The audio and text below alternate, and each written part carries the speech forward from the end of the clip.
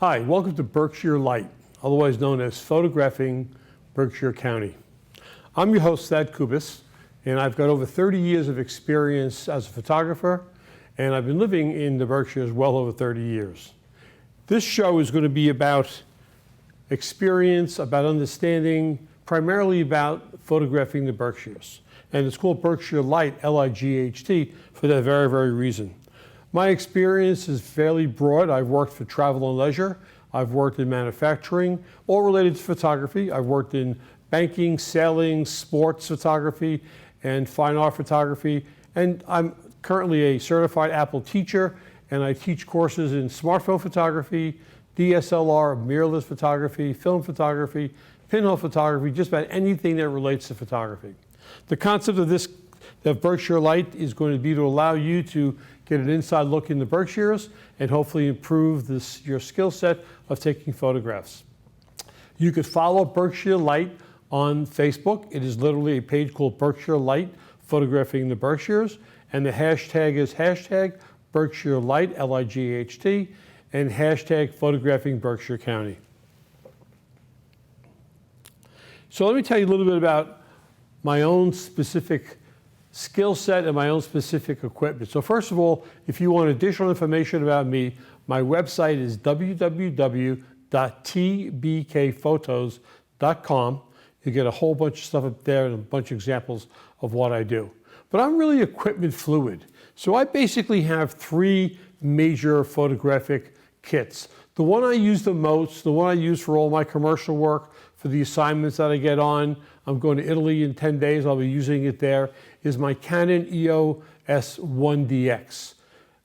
My favorite camera, I've had it for many, many years. I have a wonderful lens that I love to use, 24mm 105.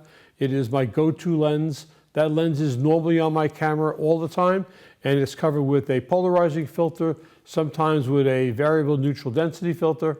My second most favorite lens is my 75 to 200mm, which I also will use filters on, but I have also a 1.4 tele extender, which bumps that up just enough to give me that more than medium range telephoto look.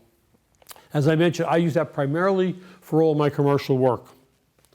My second kit is the one I use for my fine art work, and that is I use a Leica M monochrome. The Leica M monochrome was, I believe, the first fully digital, fully tonal range black and white digital camera offered. I've had this camera probably 7 or 8 years, and it's really a wonderful, fun camera to use.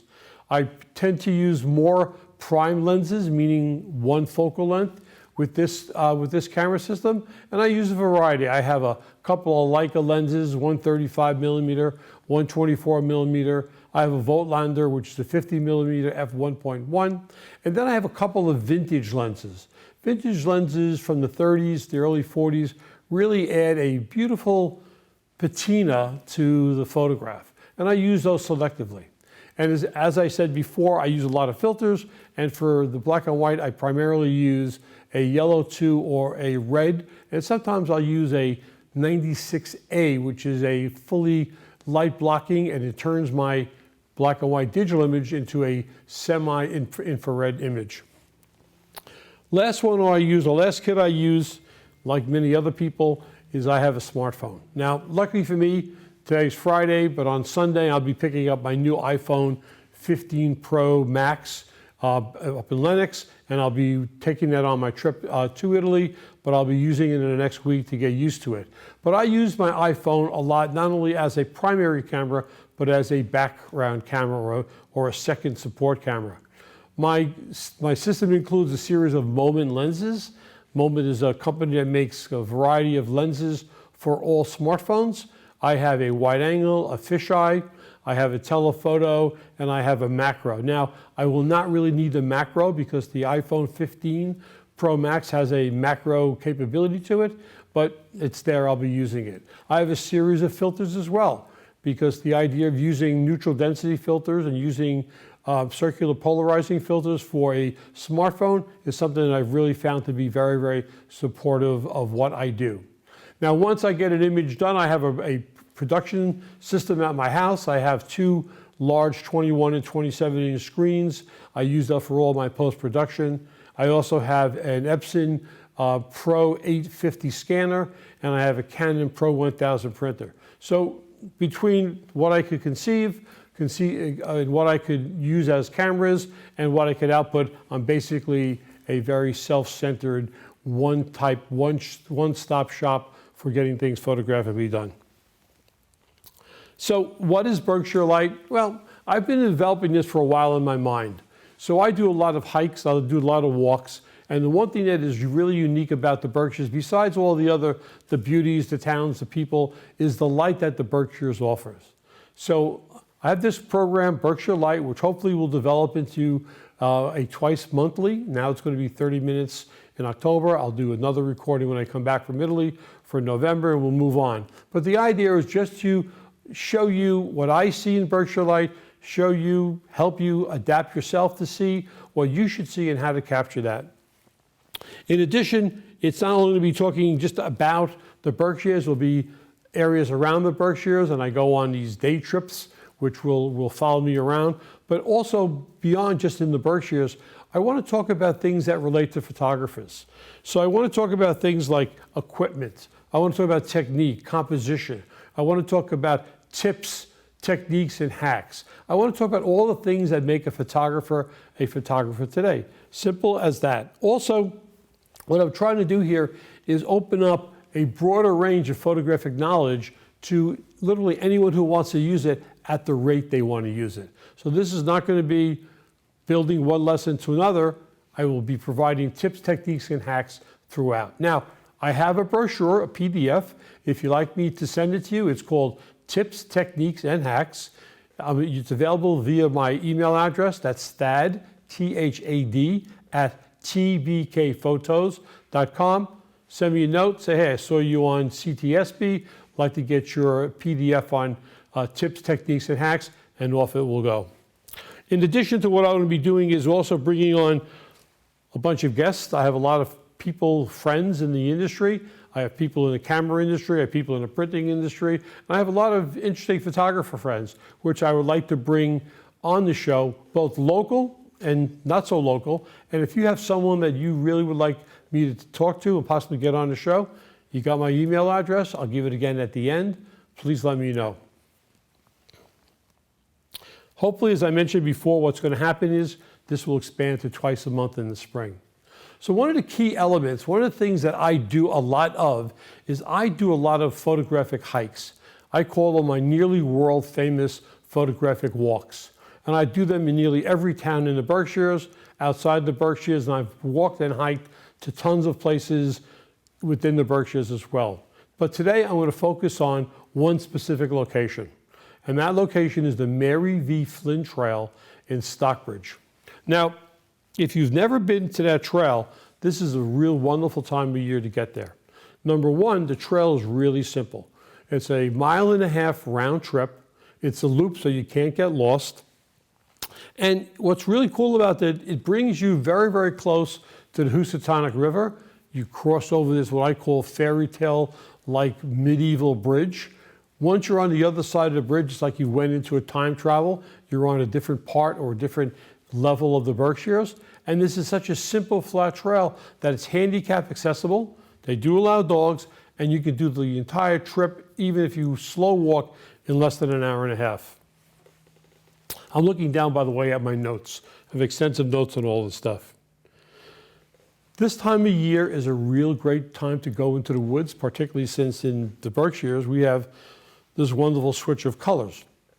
What's nice about the Mary Flynn Trail is that once you cross the bridge, which I'll get into in a second, you're on this narrow trail that you have on one side. There's a railroad track. On the left-hand side, when you're going east, is the Housatonic River. Once those leaves start to change, the reflections, the sun, the light, all make up what I call Berkshire Light.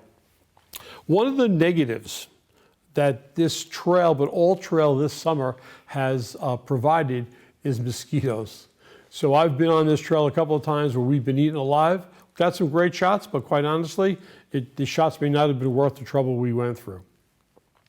But this trail is great because no matter where your photographic skill is, no matter what equipment you're using, and no matter what kind of imagery you want, nearly all of it's there. We'll get into specifically, and you'll see some examples of that as well. One of the negatives also about the trail is it has limited trailhead parking. And I mention this because I've given lessons here before, and I've told people about it, and they were very thankful, because there may be 6 or 8 spots at the trailhead. So there are a couple of options. Option 1, you could park at the Town Hall in Stockbridge at 50 Main Street. There's half a dozen to a dozen spots that you could use. There's a short dirt trail walk over to the trailhead.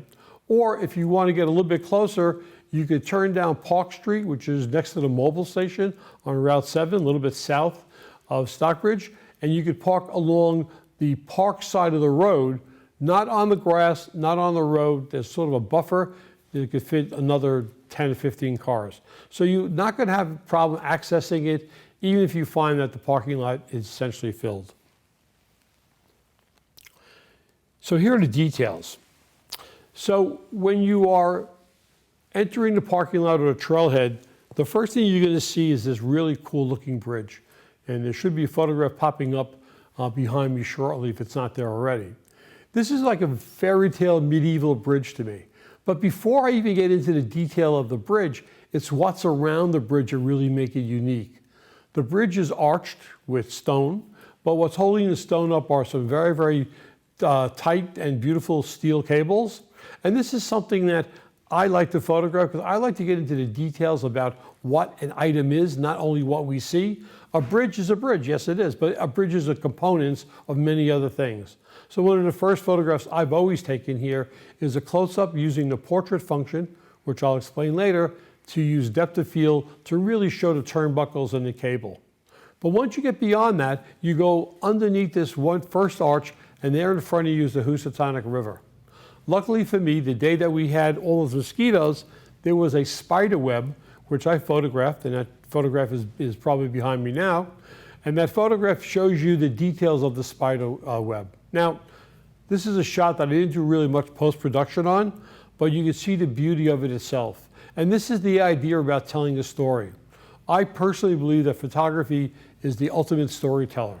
So when I'm trying to tell a story about whether it's a town, whether it's a hike, whether it's a person, I like to learn a little bit more about them. Well, here you have this bridge that this wonderful spider built this great nest on, well, this web on. When you look around at the bridge itself, the bridge is a little bit rickety, but not too much to get you sort of upset about it.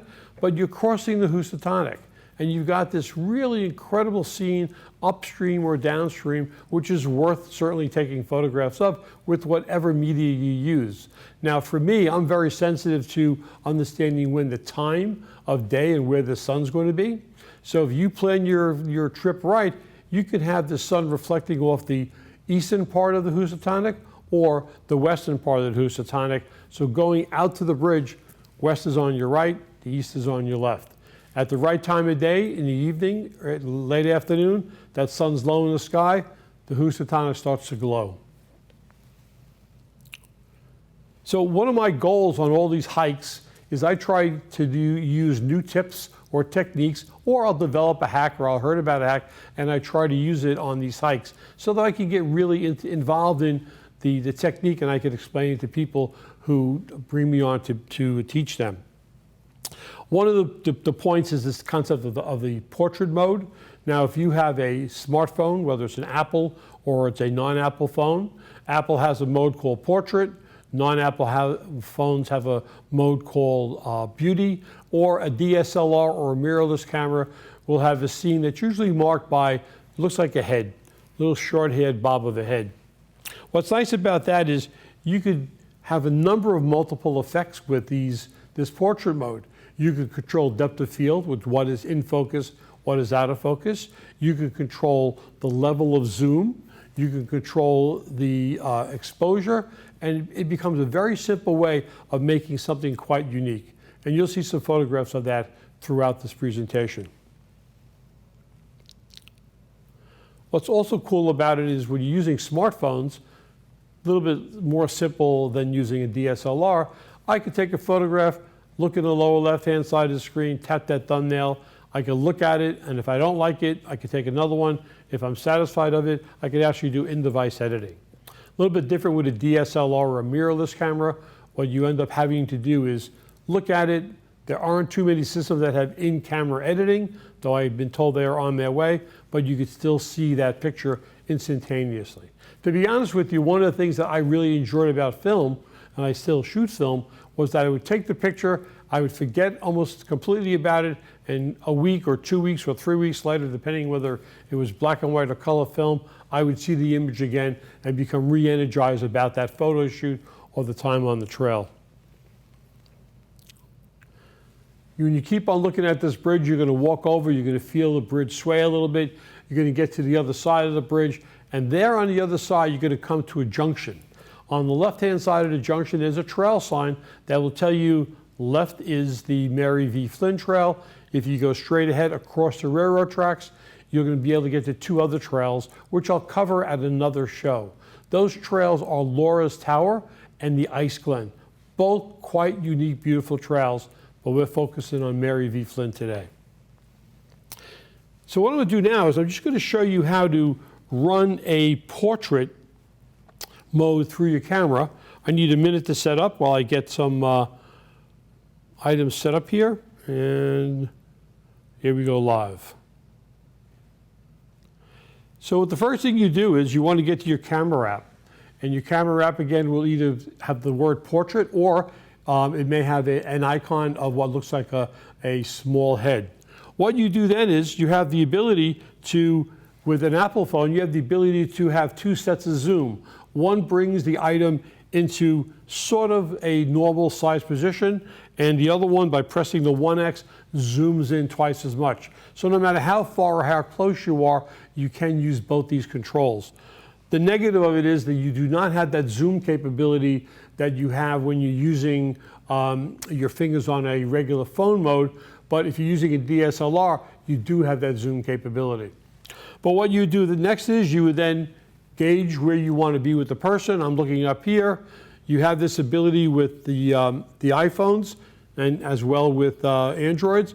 You could pick the little F letter, and that allows you to adjust the depth of field. I could drag my slider to the right or to the left. Sometimes on some cameras it's up or to down. And what I'm doing is I'm controlling what's in focus and what's not in focus. And if you see what goes on some of those pictures that are behind me, you'll see how detailed you can get. Once you've done that, and you've set your shot up, you press your shutter button, and that picture is caught forever. And as I said, I can look at the thumbnail and see if I like it or if I don't like it. One of the advantages of literally everything that deals with smartphones is everything is changeable. So if I took the photograph, if I changed the focus, if I changed the exposure, if I changed a variety of other options, if I didn't like it when I'm editing, I could bring it back to its original view, or if I just shot it in the original view, when I'm editing, I could actually change almost every aspect of it. As I mentioned, the spider web, to me, that's a gem of a capture. Here I am, I'm walking over the bridge, I see this shine, I'm not really sure what it was. I get close to it, and it's this fairly large spider web. You'll see the picture of the light shining through it, see the spider himself itself just waiting to get themselves something to eat. But the sun was low in the sky. Now, I like to shoot into the sun. I know a lot of people don't, but you can control it. It becomes a really unique effect. What I did is, my attempt was to try to get the web itself to be as reflective as possible. So I moved around a little bit before I made that shot. But at the end of the day, it's a pretty nice shot. And as I said, I haven't done anything regarding post with it yet. What I'm considering to do is highlighting the web itself in either Lightroom or Photoshop. So now that I'm midway across the bridge, as I said, you see the other side of the bridge, you're going to see the sign, you're going to see the railroad tracks, you're going to see the signs that lead you up to Laura's Tower and to Ice Glen. But you're going to make an immediate left-hand turn right after that sign, and what you're going to see is a small trail. About 100 feet into that trail, if you do a quick left-hand turn, you're going to have a beautiful look back at the bridge you just crossed. And if you head towards the bridge, you're going to find this bench in this great position to just sit there and sort of bring yourself into the calm of the scene. I often will sit at that bench, watch the river flow, watch the bridge for 30, 40 seconds, maybe a minute, just to get me from the intensity of being outside the natural world in more of, let's say, the world of the Berkshires, which is pretty hectic these days. Something that's nice about that bridge, if you wait long enough, you'll probably see other people on it, and you could silhouette them. If there's kids and dogs, it becomes a really unique shot to look at. So that's literally right when you get off the bridge itself. So when you finish sitting at the bench and you're really now all ready to go back onto the main trail, turn left, and you're going to head yourself down sort of east. You're going to head yourself down, and what's unique about this trail is, I mentioned earlier, it is a loop. You're going to go down probably 3/4 of a mile. You're going to loop around and make your way back. But during that 3/4 of a mile of the loop, there's some wonderful things to capture. Number one, there are 2 bridges, small wooden bridges that allow streams that run from the mountain to the right down into the Housatonic. You'll see, depending upon what time of year it is, you'll see there is a pond or a holding pond where surplus water backs up when the river is flooded, but you definitely will see the rush of the Housatonic. What's great about this little initial walk, there are wide-angle shots, there are mid-angle shots, and there are very, very close telephoto shots, plus using a variety of other tools. There's a panographic potential nearly everywhere. There's telephoto potential nearly everywhere. So you've got yourself sort of an endless array of potential subjects. I call them greeting card subjects. There are enough of locations on this one trail that you can make some beautiful greeting cards to send out on your own. One of the other things I tell people when you're on a trail like this, just don't look around you, look up. Sometimes the sun is ripping through the leaves. There's this thing called dapper lighting that just makes the leaves look dimensional. Aim your camera up, shoot into the sun, adjust the exposure to get it either darker or lighter, and you'll have a photograph that's so unusually, so different, it will, as they say, amaze your friends. So as we continue down, you're going to see there's more and more places to see the river. There's another really nice location. It has a beautiful natural bench made out of wood. You could hang out there for 30 seconds, a minute. Again, take in the sound. The sound of river, of water flowing is wonderful for me. Having sailed nearly all my life, I always liked the sound of water lapping against the hull of a sailboat, and you get that sort of sound here with the Housatonic. But there's also areas that bring you closer to the river. There are at least 2 areas, and you got to look for them because they're not marked, that bring you out to the river. The first area you'll see is an old bridge. And I haven't looked at the history, but this might have been the original bridge across the Housatonic. It brings you out and you're literally right there, and up or down of the river, beautiful photographs. As you walk out and you continue going down, you'll see more close-up potential of the river. If you're lucky, and this only happened once in 5 years that I've been hiking that trail, I was there when the train comes roaring by, and I mean, it destroys the calmness of it, but it adds a certain uniqueness. And if you're looking for techniques, if you're looking for a tip or a hack, shoot the train on the live mode in your camera, then in editing, switch it over to long exposure, and bingo, you got a shot that most people have never seen before. As you approach the junction, you're going to see there's a bench facing in your direction. Another great place to sit and relax. I often bring water with me, or I'll bring lunch and I'll have it there. Now you have the option of either going to your left or going to your right. Doesn't matter, big loop takes you around it. During the fall and the springtime, you'll see if you go left first, about 1/8 of a mile in, you'll see some ruins up on top. I've been told that's an old mill, but you got the Housatonic and some really pretty rapids. You make your way around, coming back, you'll go past a couple fallen trees, a couple small bridges, and you're back at the bench again.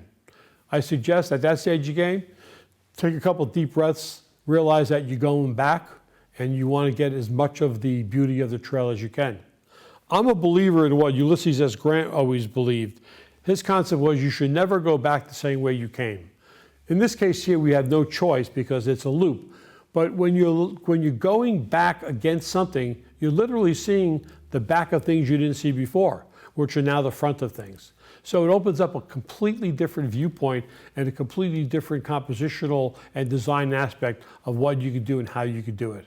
Also, depending on what time of year you have, you'll have everything from spring flowers to you'll have leaves turning color. You'll have only the pine trees that are still green, but there's so much going on, either coming or going. It's certainly worth the effort. While you're walking back, you'll notice to your right, there are a series of tidal ponds. And these tidal ponds, as I mentioned earlier, are the outflow of the river. So when the river is overflowing, water sits there, beautiful reflections. Fantastic reflection, and if you're into wildlife early in the spring, these act like vernal ponds. You might see a lot of amphibious life in the ponds. Not always there. Last time I went 2 weeks ago, they were dry as a bone. But now you really basically almost finished the entire walk. You've got some great shots looking down the trail. You got some shots looking up the trail. You got some shots looking around you. You may want to, again, take a deep breath and say, what I have missed? Or you want to try to start using your camera or your smartphone in a way you never used it before. As you're going to get back, you're going to be walking down to the bridge again, and you're going to see the bridge slowly appear through the trees. What I do again is I sit at that bench, bring myself back down, and realize that in a very short amount of time, I'll be crossing this medieval fairy tale bridge. I'll be getting back into the noisy world of Stockbridge, and I'll be done with the day. But I want to cherish that moment for a little bit longer, and I do. There's a couple of links that will appear behind me that you could look for more information about the trail, about the hike itself, and some history about the Mary V. Flint Trail. Again, if you're interested in learning a little bit more about some of the tips, the techniques, and hacks, I put together a very simple 12-panel PDF. If you want a copy of it, you can send me an email. My email address is thad, T-H-A-D, @tbkphotos.com. Send me an email, put in the subject line, send me the tips brochure, and it'll be on your way. As soon as I get it, it'll be on its way to you. So one of the things that you want to be aware of with a smartphone, and I'm going to take a minute to get back to recording this, is how you change exposure on most smartphones. So again, you open up your photo app, and what you do is you take your finger, doesn't matter which finger, and you hold your finger anywhere on the screen for a couple of seconds. And what's going to happen is, if you have an Apple phone, you're going to see a yellow square. Sometimes on Android, it's a blue square. Next to that, you're going to see a glowing sun, or you'll see a slider come up that has a plus and a minus. If you drag that sun down, as I'm doing here, you'll see the image get darker. If I drag that sun up, the image will get lighter. You have the ability to control exposure no matter what you want to do. Now, the way this works, if you're tired of it, tap it and it goes away. The way it works is wherever you put your finger, you're going to get this thing called automatic exposure and automatic lock. That is going to be the main area that is going to be affected by your adjustments. If you've enjoyed this first episode of Berkshire Light, please let me know. Again, Thad, T-H-A-D, @tbkphotos.com. My website is www.tbkphotos.com. Let me know what you think.